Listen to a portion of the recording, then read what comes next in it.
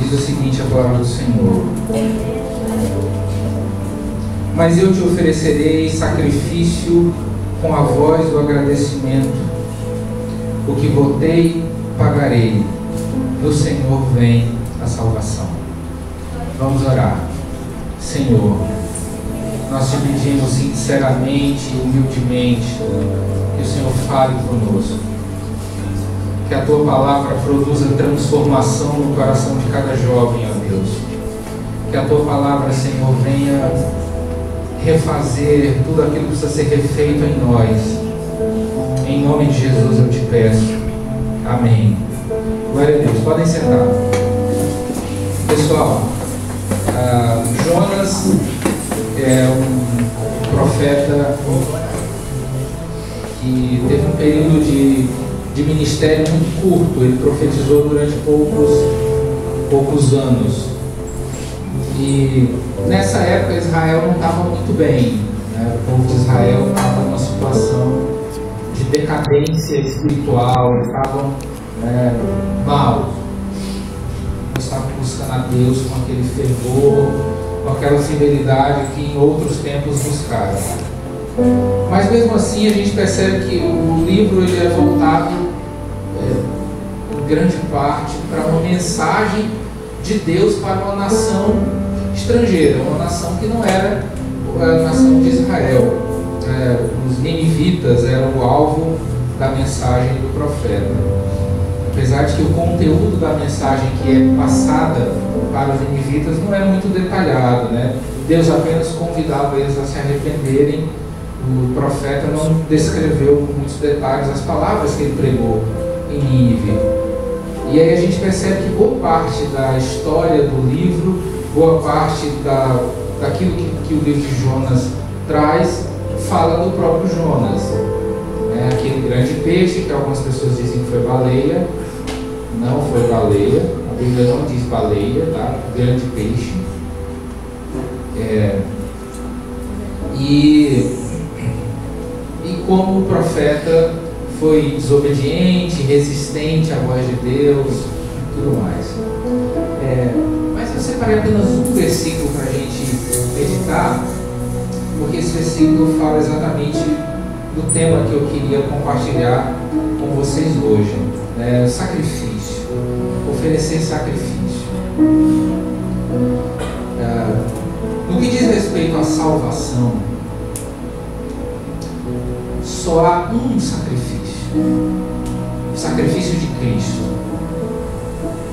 Aquilo que a lei exigia para propiciar, né? Essa palavra é difícil, né? Propiciar é tornar propício, tornar aceitável.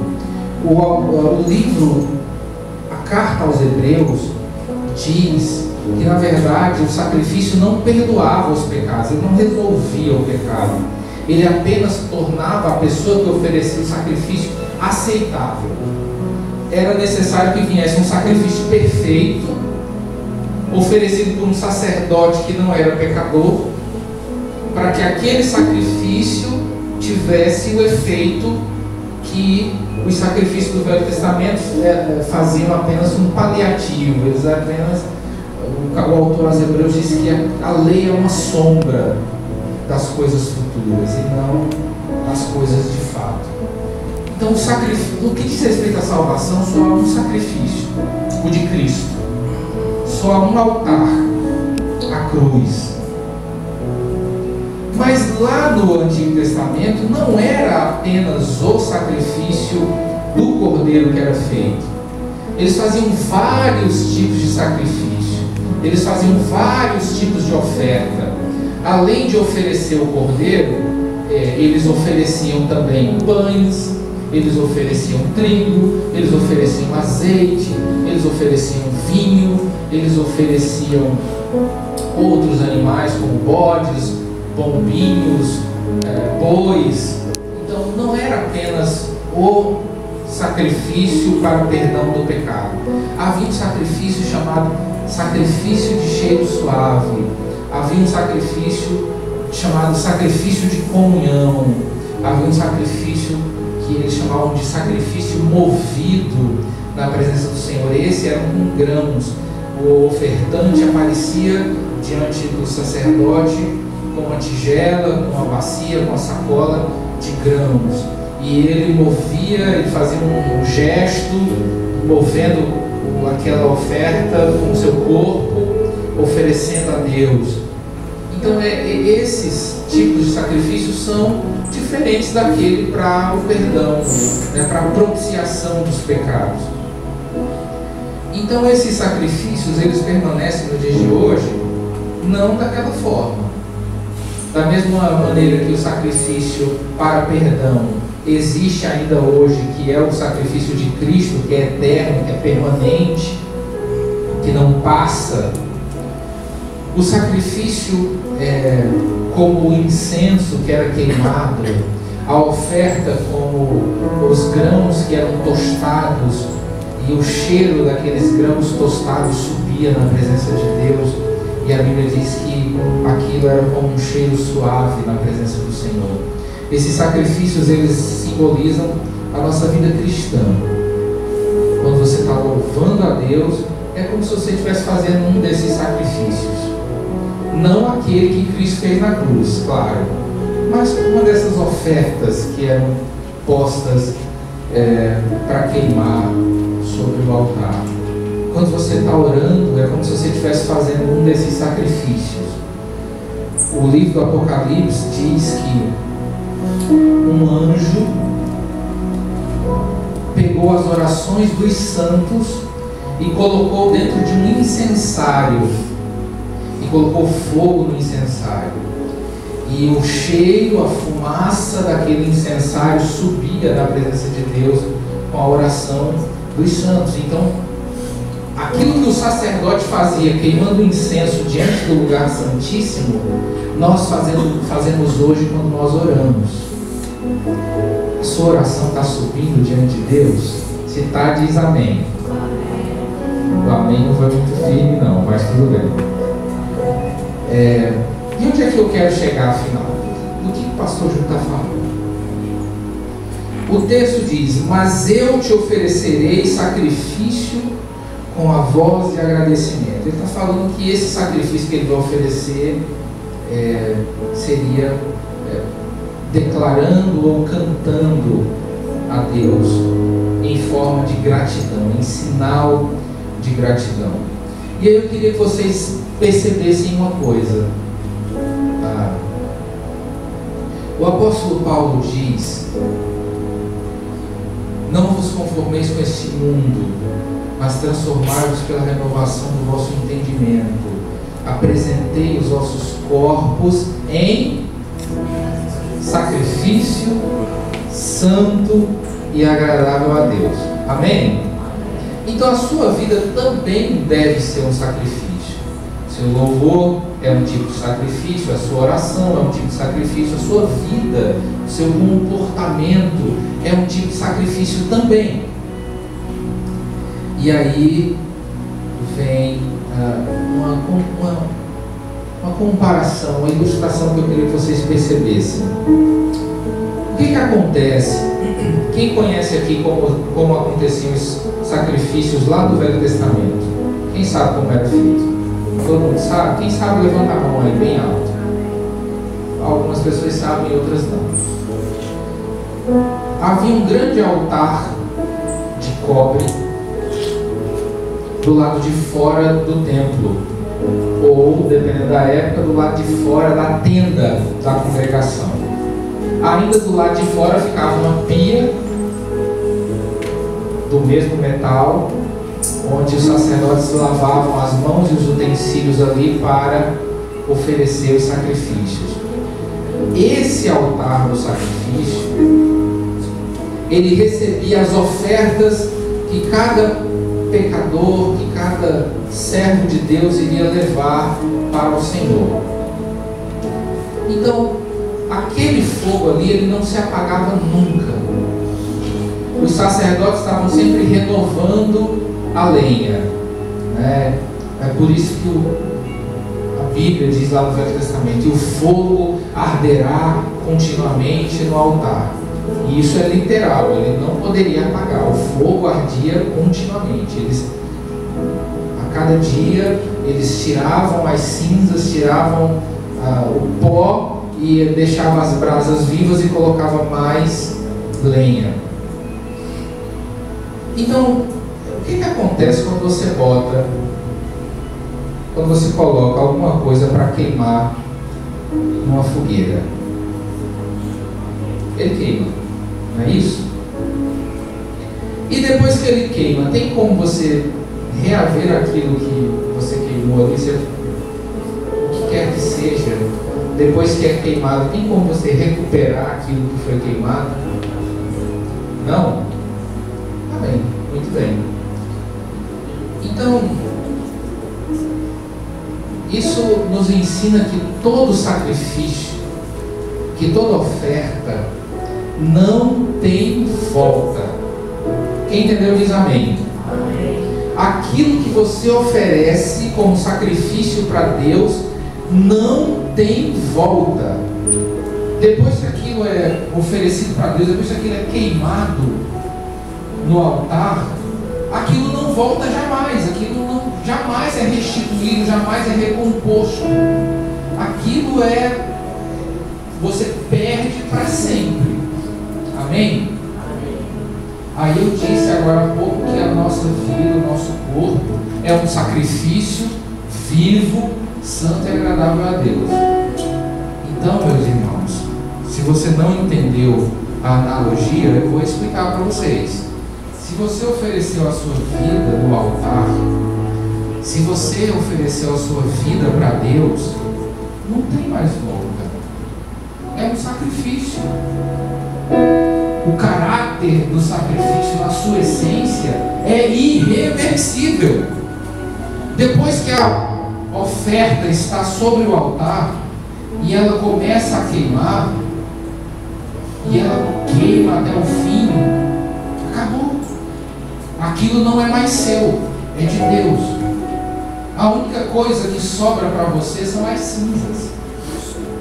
A única coisa que sobra para nós é o pó.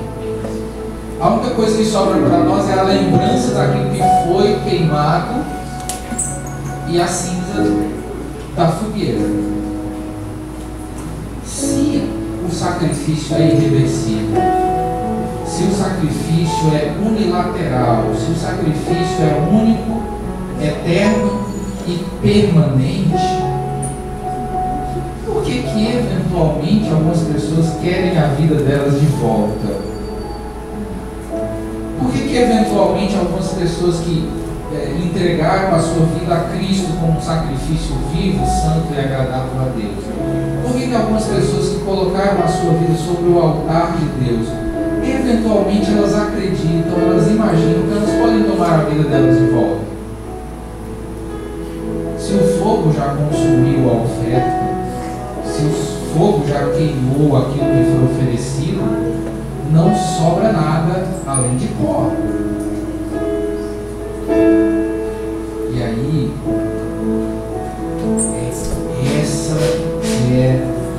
esse é o resumo da vida cristã. Pó.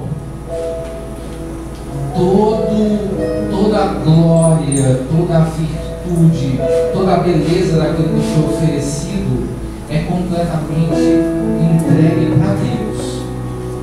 Tudo é desfeito, tudo é decomposto, tudo vira pó, né? Tudo que você pensa que tem, tudo que você pensa que é, a beleza que você acha que tem no seu corpo, a inteligência que você acha que tem na sua cabecinha, né? A simpatia que você pensa que tem, tudo isso faz parte de você, e tudo isso foi posto sobre o altar, e tudo isso deve queimar na presença de Deus, até que sobre apenas pó.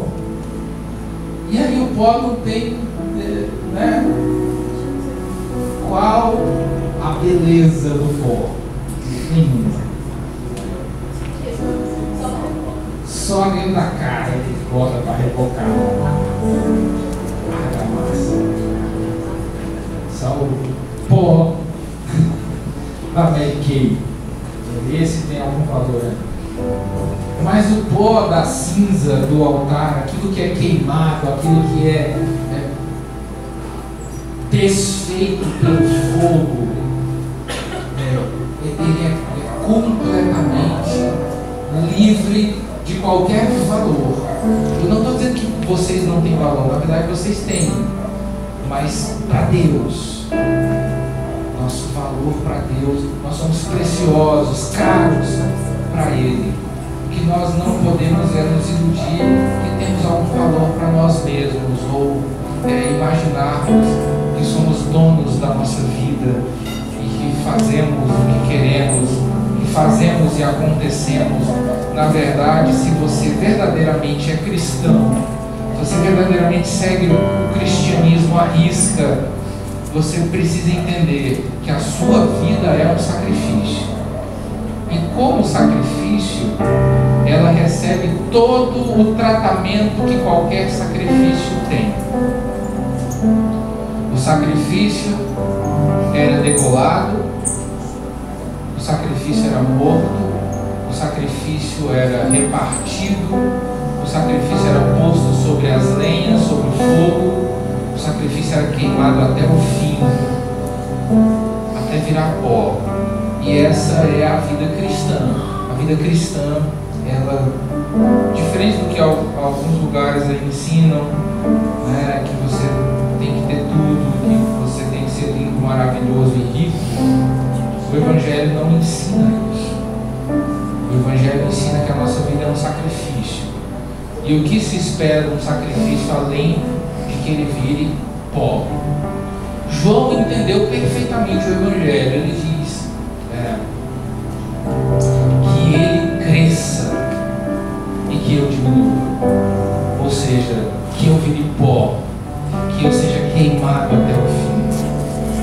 E aí a coisa que é mais necessária, além daquilo que é sacrificado, além daquilo que é oferecido diante de Deus, para que haja o holocausto, é necessário que haja fogo. Amém? Vocês são pentecostais, eu sei. O que a gente precisa na nossa vida? A gente precisa de fogo na nossa vida. Quanto mais fogo tiver na nossa vida, mais pó nós vamos ser.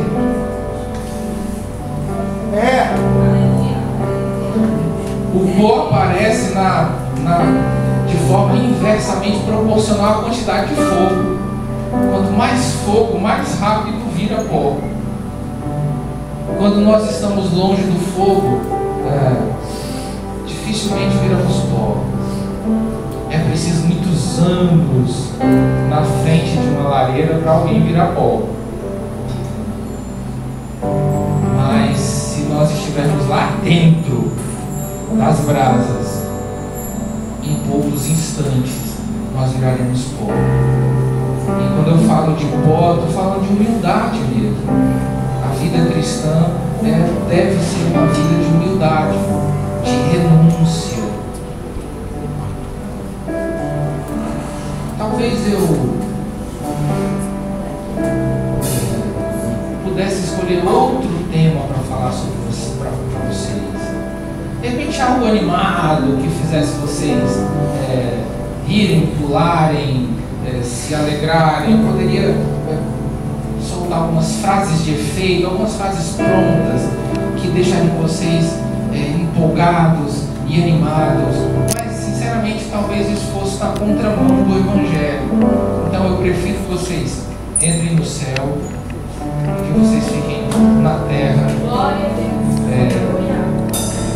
celebrando alguma coisa morta. Então, que nós possamos entender que o nosso objetivo final, o objetivo último de cada cristão é virar pó diante de Deus. O objetivo final das nossas vidas é estarmos em tamanha humildade diante de Deus, debaixo do seu fogo, de tal forma que nós sejamos como pó. Quem já leu o livro de Êxodo, o livro de Levítico, sabe do que eu estou falando.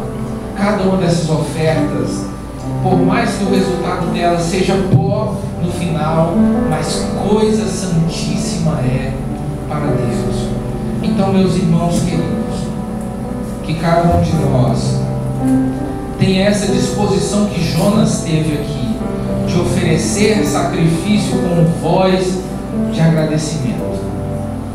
Primeira coisa, que as nossas orações, que o nosso louvor e que, acima de tudo, a nossa vida seja de alguma forma uma oferta para Deus, um sacrifício para Deus. E como sacrifício, que a gente não espere nada em troca disso. Você cantou muito bem, você pregou muito bem, mas no final das contas isso é só um sacrifício e o resultado dele é apenas pó. Nada além de pó.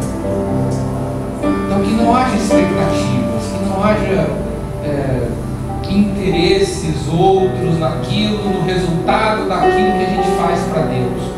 Mas que a gente entenda que nós precisamos estar debaixo do fogo de Deus, de tal forma que Ele venha nos queimar e nos consumir até nós desaparecermos completamente diante dele.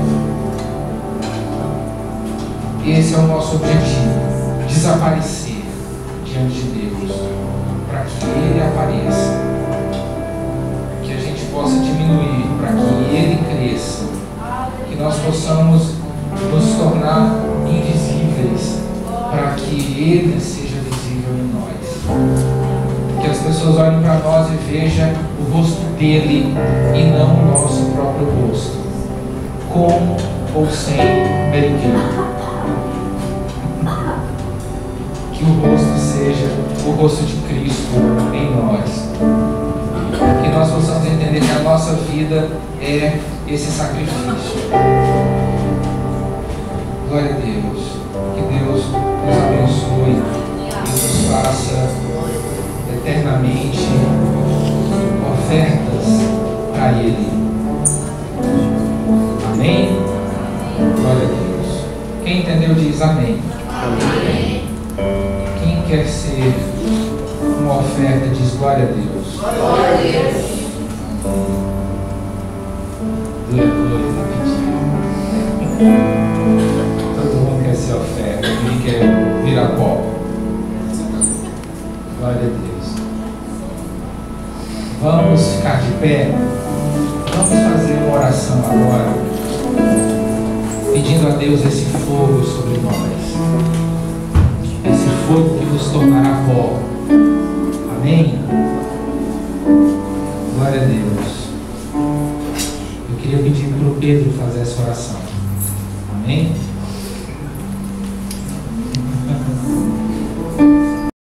Grato, Pai, tu dá o ar da tua graça aqui nesse momento.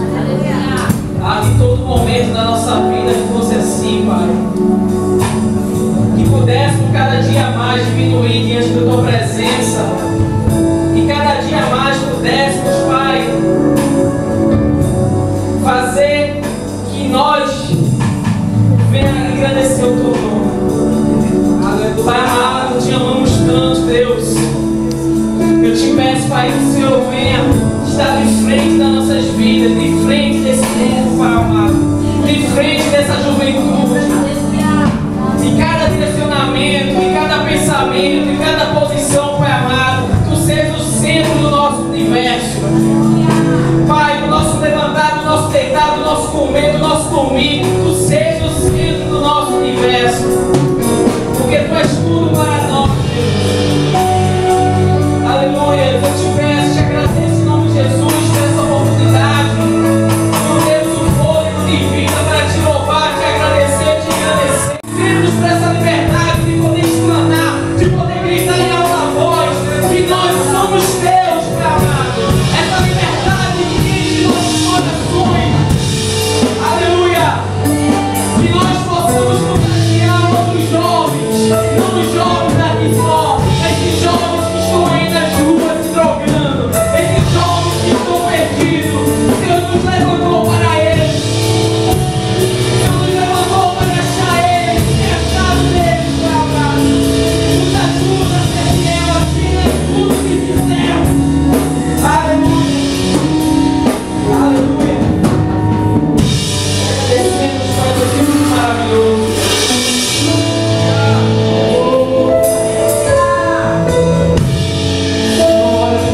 corações. Olha para os nossos corações, vem a vontade de te adorar, de fazer algo para ti, Deus. Eu não sei o que tu vai fazer nas nossas vidas, mas eu sei que vai ser algo extraordinário. Eu não sei o que tu tem preparado para nós, mas eu sei que eles são algo de Deus, algo maravilhoso. Juventude, abra seus olhos, abra seu coração. Deixa a chama queimar dentro do seu peito, deixa ela se apagar não. Deixa essa chama queimar. Aleluia.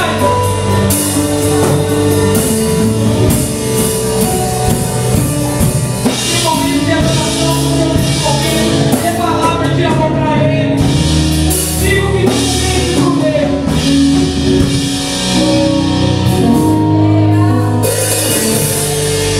Nós agradecemos, Pai. Não somos merecedores nem de um terço do que vivemos, do que recebemos de Ti.